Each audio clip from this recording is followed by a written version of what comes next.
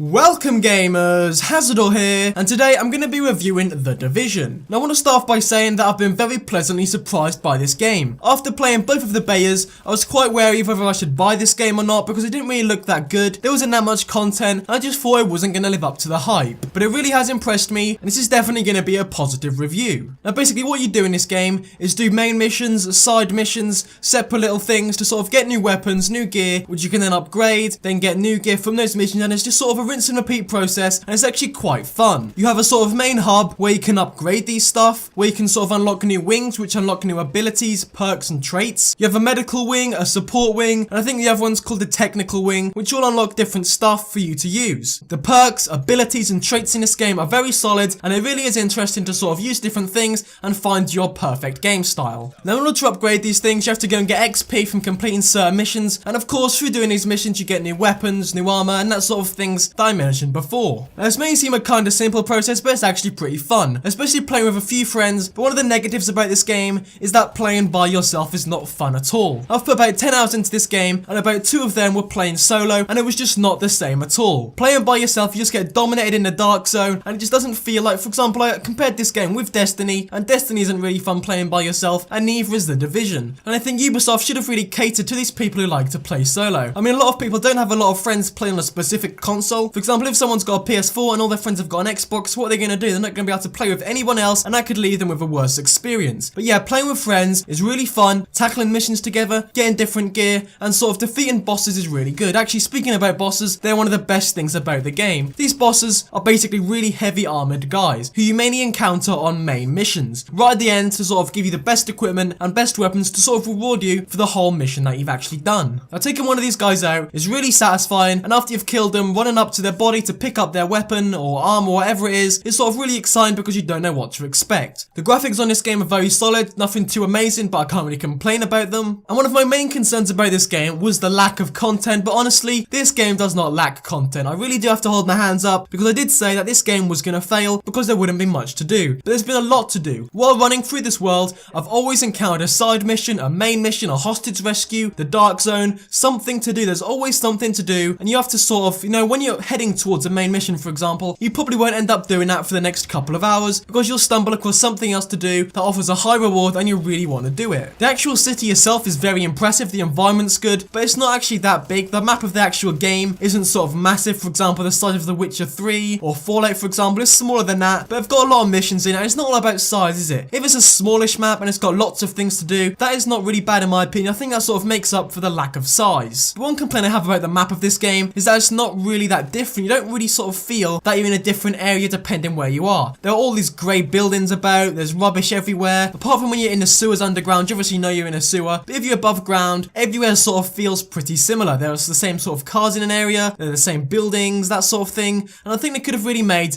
different areas really different from each other. Now the missions you do are very diverse from each other. It's not just the same thing. For example, go to here, kill these guys, pick up their equipment and go. On some missions I was destroying tanks of napalm, on some missions I was sort of disarming bombs, on other missions you have to kill a specific target, on some missions you sort of have to defend a guy, and not sort of the same things again and again, which is obviously a very good thing. Mission diversity is key in a game, and The Division certainly has it. Now the safe zone is basically a place you go to meet other people, to matchmake with them, to sort of find new missions to do in an area, and to buy different guns, armor and that sort of stuff. Safe zones are actually very good because if you are actually playing solo, you can matchmake with people, find a few, well not friends, but sort of random people online to help you through your missions, and maybe you will make a few friends on the way. Now one of the best things about this game is obviously the dark zone. You guys know it if you've played the beta, but if you want me to be completely honest with you, I've only been in a dark zone for about an hour. The dark zone is supposed to be the best thing about this game, and if I don't really want to go there because I'm having so much fun in the other area, that just shows how much content is actually in this game, and you spend a lot of time doing missions, leveling up your weapons, armor, and always looking to get the best equipment out there. Now despite the praise so far, this game is definitely not perfect. I think the most thing that stands out is probably the story. The story is pretty poor, not gonna lie. Now, there's only sort of one main character in this game, and that's the Asian woman. The fact that I don't really remember her name just shows how like insignificant she is, because you're usually out there doing other missions and concentrating on the best equipment other than the story. It gives you a bit of a sort of backstory of how the virus hit Manhattan, that sort of thing. Like, there's a lot of things if you actually search for it. For example, you can pick up intel and echoes and things like this that give you sort of backstory. I'm pretty sure you could find out a very good story of how this actually happened, but it doesn't it's not the main sort of like attraction to this game, if you know what I mean. The main reason you play The Division is to sort of get the best equipment out of your friends, to do different missions, and have fun that way. The story is definitely not the biggest point about this game. I would have also liked to see another form of transport in this game other than running from objective to objective. Okay, you can fast travel, but what's the fun in that? I would have possibly liked to see the ability to sort of transport yourself in a car from objective to objective. That would have been kind of interesting. Sort of someone driving, someone sticking out of the window with a weapon, picking up loot on the way. I think that could be a very interesting concept, and that a completely different gameplay mechanic to The Division. I would have also liked to see more variety of enemies in the game. I mean, there are a good variety, to be honest. There are snipers, there are people with flamethrowers, assault rifles, pistols, people who sort of run towards you with riot shields, but most of the time it is the same enemy again and again. But I think the thing that brought this game down the most is the hype surrounding it. People were so hyped up about this game that I think it was pretty much impossible to actually fulfill expectations. Even though this game is good, people are still gonna hate on it because, you know, their potential hasn't been fulfilled in their eyes anyway. It's good, it's a good game, it's decent, but it's not a sort of amazing next big thing that people were expecting. Overall, I think I'd give this game an 8 out of 10. It's good, the gameplay doesn't get boring,